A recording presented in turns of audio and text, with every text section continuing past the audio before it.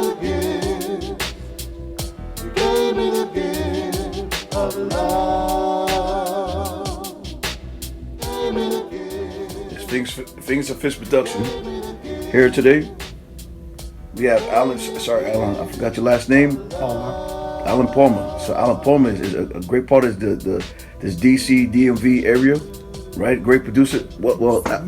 So Alan, you know what? Before I don't want to introduce you. I want you to introduce yourself to the viewers. Okay, my name is Alan Palmer. I'm the CEO of Wire for Sound Records. Wire for Sound is not just a recording studio, it's a record company. And we seek to get artists in the DMV, advertised,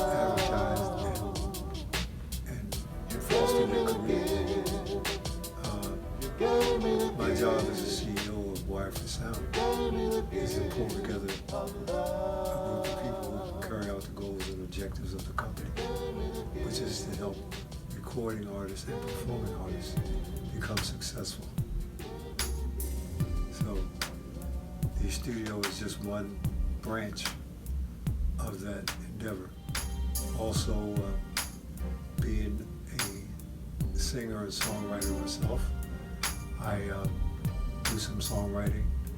I do promoting, advertising, promotion of different artists, and I have a staff, a great staff of people that are working to help carry out these goals and objectives.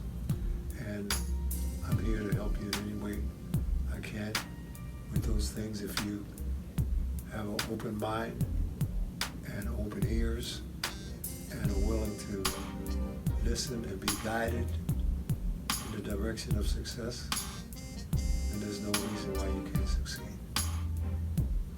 Okay, so I want to ask about what made you start.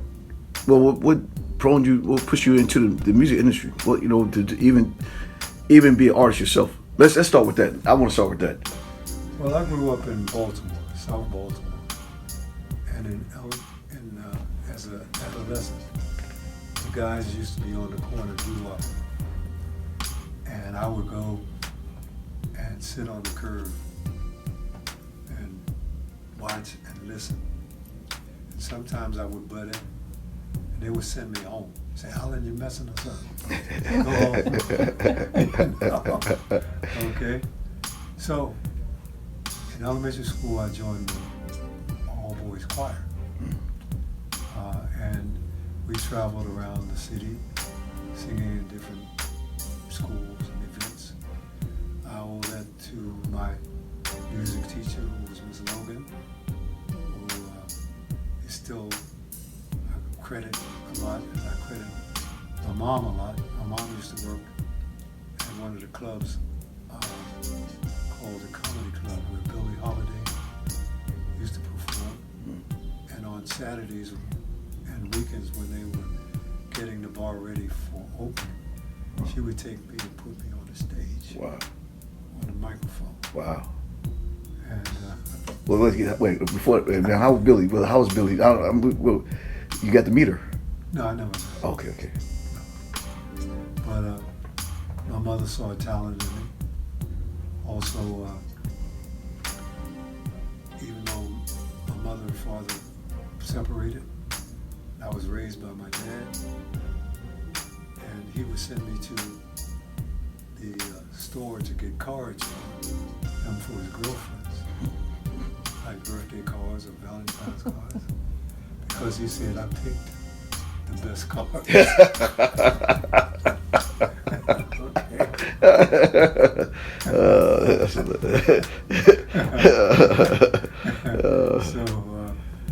So I guess that helped me with songwriting and poetry writing, that sort of thing. So my mother moved to DC and back in '64, and I decided to move over here with her. And in high school, I'd be singing in the hallways and stuff like that. Mm-hmm. One of guys heard me sing and say, "Oh, I got some people looking for a singer."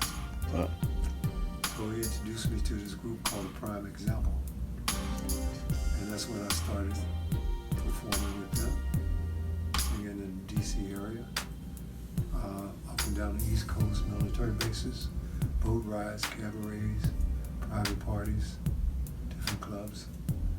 I got tired of singing other people's songs, cover tunes. Started writing myself, started performing as a solo artist, and was recording in a lot of other studios. Got tired of recording in other people's studios, decided to learn how to do it myself. I've learned everything from tape recording, reel to reel, to digital, and everything in between. So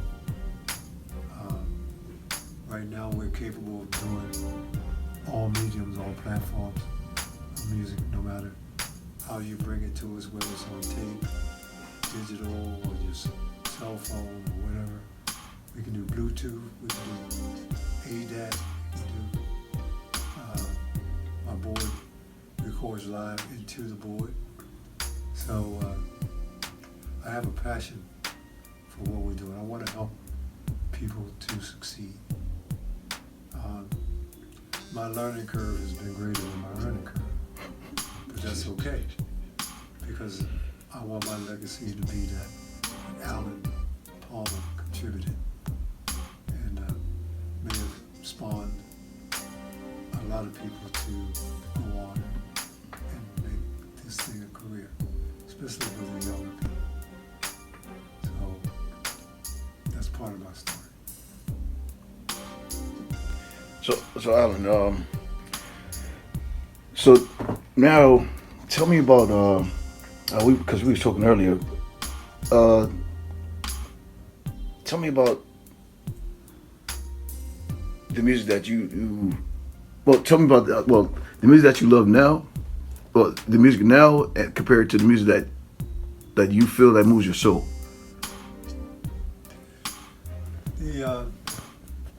I like love songs. Okay. You've been in as many relationships and marriages as I've been. You got some stories to tell. All right. You know. All right. And other people's stories also, where you capture the joy and the pain of relationships. You know, I have a song called "Grab It While You Have It," and it's about letting go of something that you should have held on to, Right. and blowing it. Right. And a lot of times, you know, like I said, love songs. I like love songs, and so, and everything has gone from love songs to love songs. I know. Yeah. And I mean, I love lust, but you know, Love is better, right? You know, Love is yeah, better. right? Yeah. if you get love with your lust, then that's okay. So you know what I found also, like, so as I got older, like, you know, I listen to old songs, but I'm just listening to them when I'm young, right? But as I got older and I lived, I understood those songs. Right. So it's like somebody's teaching you something, you know, like, look, you know, it's like say Al Green, right? And he's saying like, now she threw the grits on me, right? Now it's funny when you're young, you know, right? But when you get older, you know, you're like, wow, she threw the grits on me, you know, yeah, you like, you know, you sit in the bar, like, oh man, she threw the grits on me, baby, you know, you and honest, you know, those things is relatable now.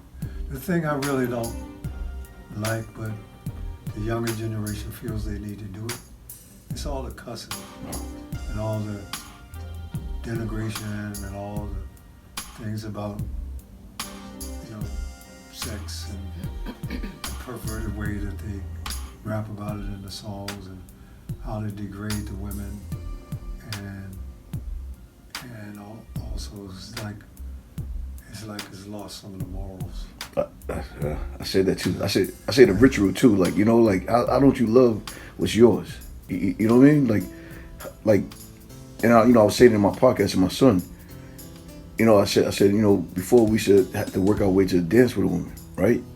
And I'm like, I watch y'all just, it just kind of is no connection. Yeah, you know. It's like I said, it's lost their way, so to speak. And the thing is that they think it's the norm, and that's the way to get famous or be heard.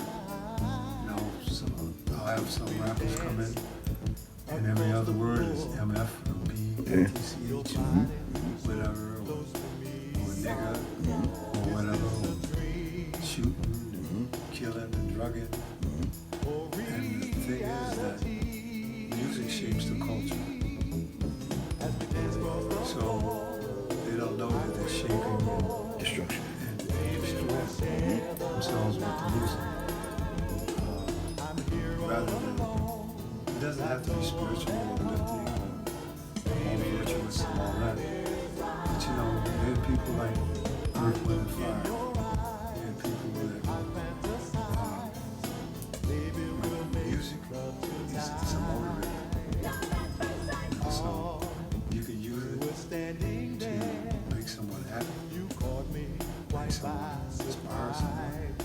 You can make someone sad, make somebody want to kill somebody, or whatever.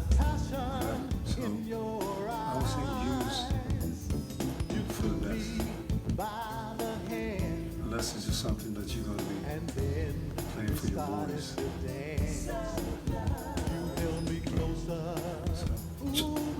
So So in terms of music that I like music that inspires. I like music that's about love and relationships. who would you say your favorite growing up? Your favorite artist?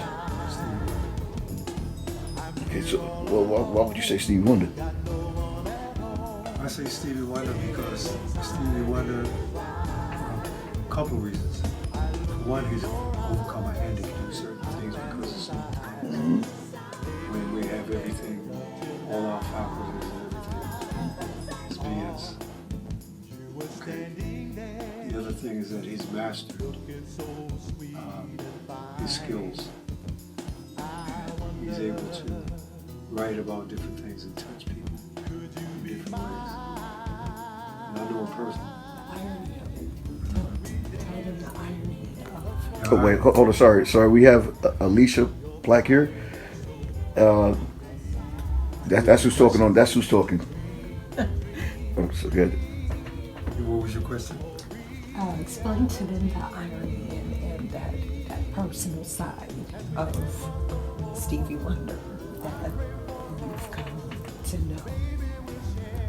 He's a human being, just like anybody else, with immense talent and a big heart.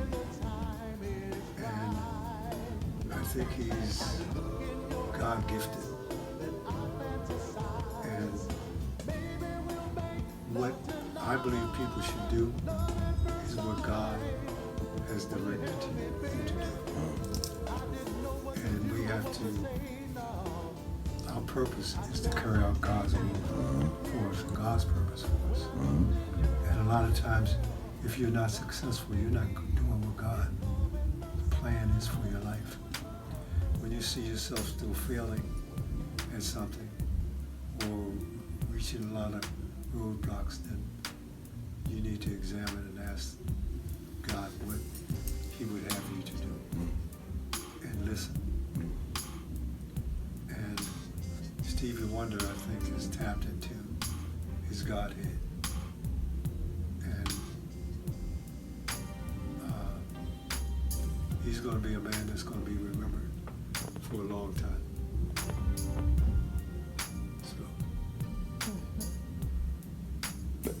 So have y'all two work? Well, you know what? I love Stevie Wonder. You know, like I think. Matter of fact, I thought there was going to be another Stevie Wonder, but I don't think there's ever going to be another Stevie Wonder, right? Kind of makes you wonder, doesn't it? Look, this You one. missed that. Yeah, I know. I got. Yeah. That's even better.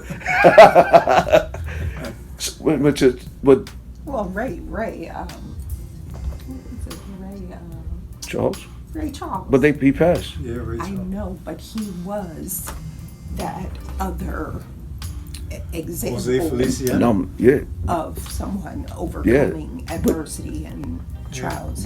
But now you don't see any blind singers, True. True. right? So basically it's like I know a blind piano player. right. Wow. That's amazing. So where did you meet Alicia at? I met Alicia through a artist that came through my studio at one time. Her name is Kai Rashid. Kai Rashid has since passed away, but I do have a recording of her. I even have her cover for her CD and all designed and everything. I just need to send it off to the presser. And we want to take the income from that project that she did and donate funds to MS Society because she died of MS. Yeah. But I was only able to record 5 songs of her. And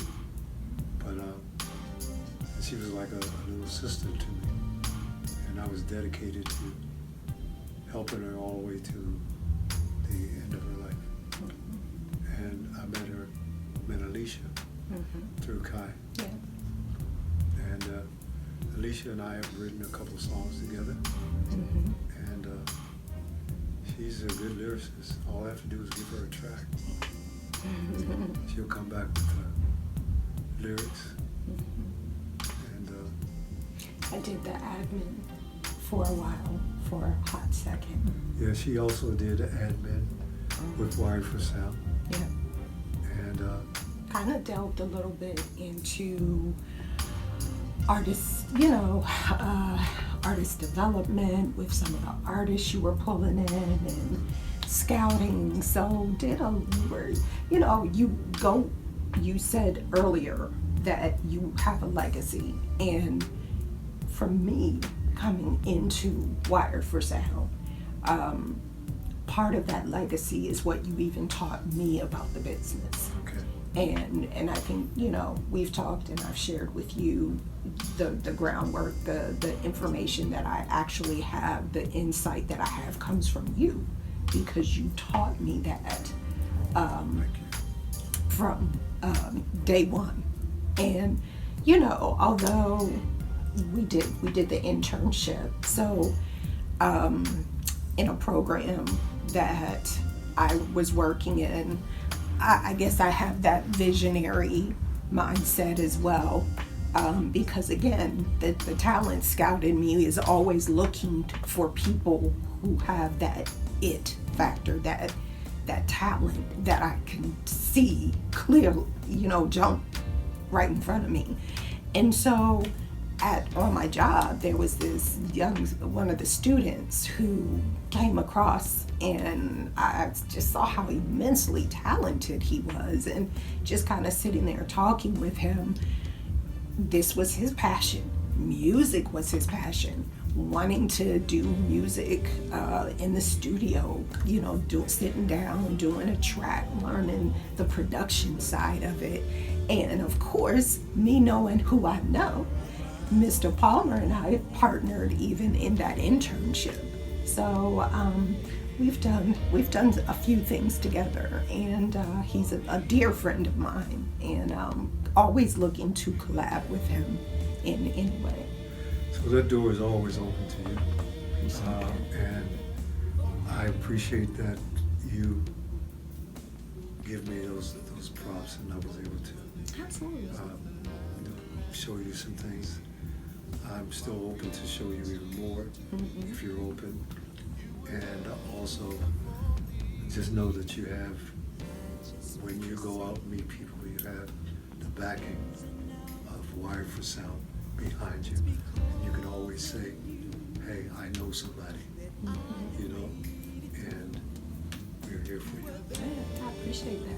Yeah, I appreciate it. And I take that to heart. So, you know, whether I'm in Frederick and you're in DC, the love is still there, and the fond memories, because we used to have blasts in the studio back in the day. But again, because as you said, you kind of get tired of always working on other people's stuff, and you kind of want to do things for yourself. And so in the time that you and I have been separated or apart, I've been focusing a lot on my own projects and things, you know, to move myself in a different direction. So the lyricist has turned into full-fledged poetry, into writing a novel, which I'm working on, and hopefully this documentary that I have vision for. So I definitely am a visionary, and Alan gives credence to my visions. So that's why we get along so well. And see, the beautiful thing now is that being embedded with Washington Digital Media, we can do all of that. So Ricardo, he's the gentleman that owns Washington Digital Media.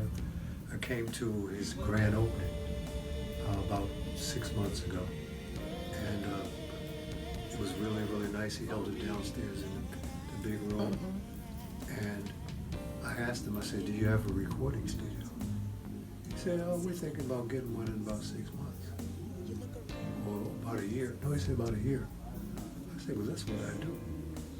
So he said, well, let's talk. So I met him on the Monday after that event. We sat down and talked. This room was an empty room. And I spent the funds to build a vocal booth and all of that. My nephew had equipment. I had some equipment already. We combined our equipment together. And now they have a studio. Even though Wire for Sound is a separate business, I tell Ricardo Washington Digital Media that this is our studio. Theirs and us together. We're not separate from it. Because we can do music for their videos, for their commercials, for their documentaries. So we work as a unit. And so you can get all that done right here. That was very convenient. You know, and you can even have your book signing here. That would be we got sweet. rooms. Yes, that would be sweet. I got some. Oh man, listen, man, I'm interested in that. We got space. Oh, And Yes. once we get that space downstairs, we can even have bigger.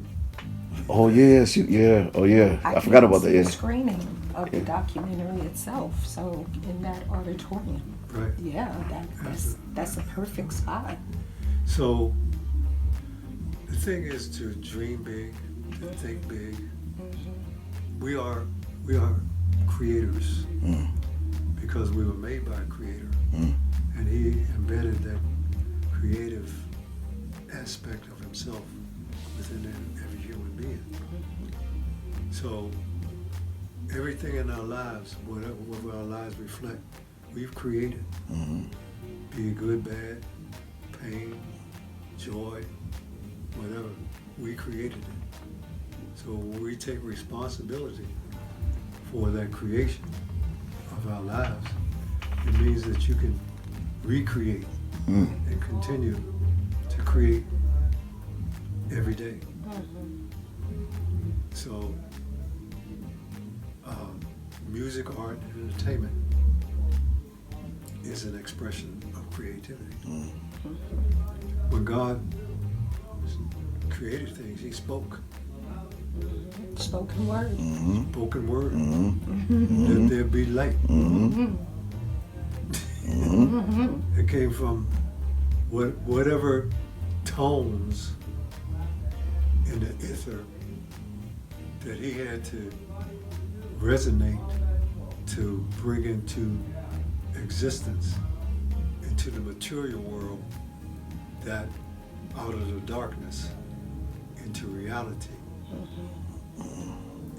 it had to be some vibratory tones that if we knew how to use them, we could really create on a higher level. Yeah.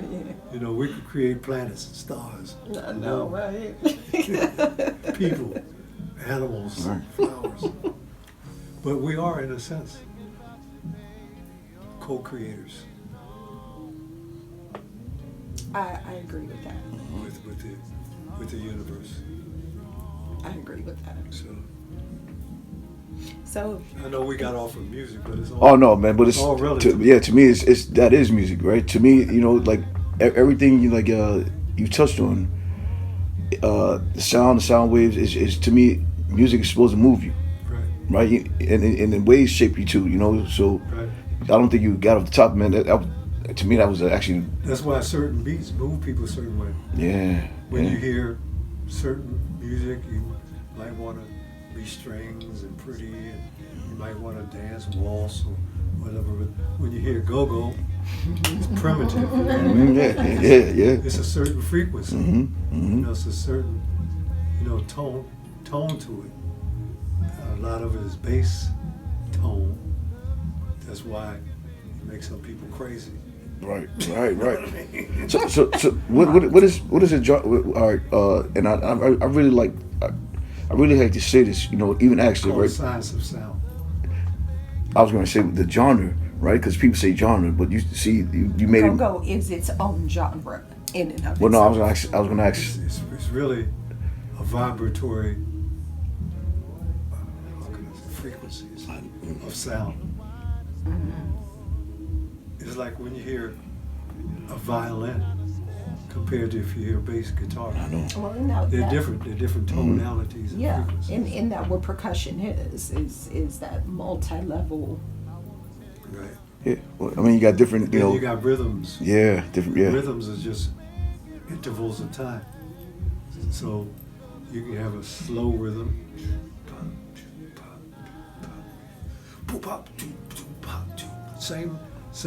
Same rhythm, same sound, but it's just done at a different pace.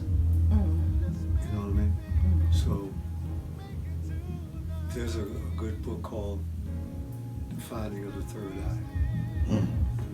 I think you do. And there's a chapter in there about the science of sound and how sounds affect people.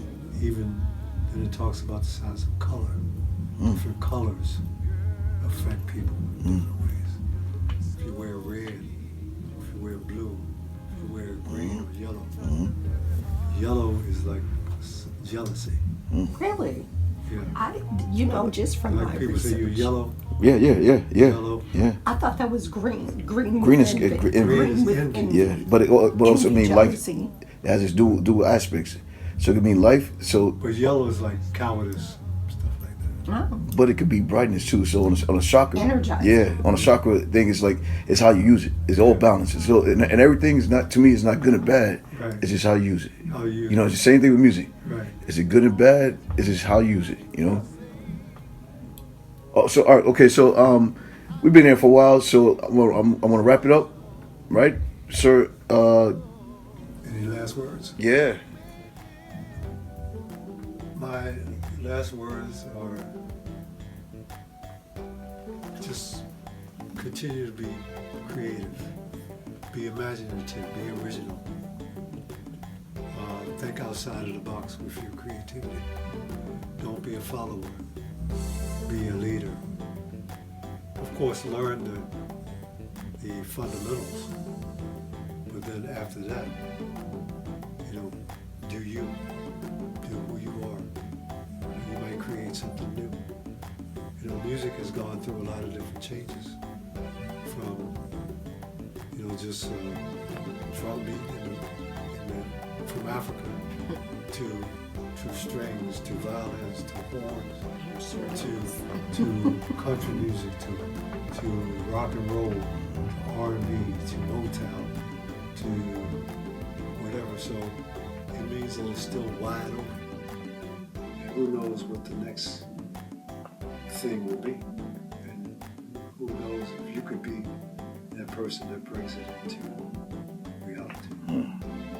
So create, create, create. Thank you, sir. I appreciate it. All right? Oh man, look at her, man. Ain't she fine? I think I'll ask her to dance.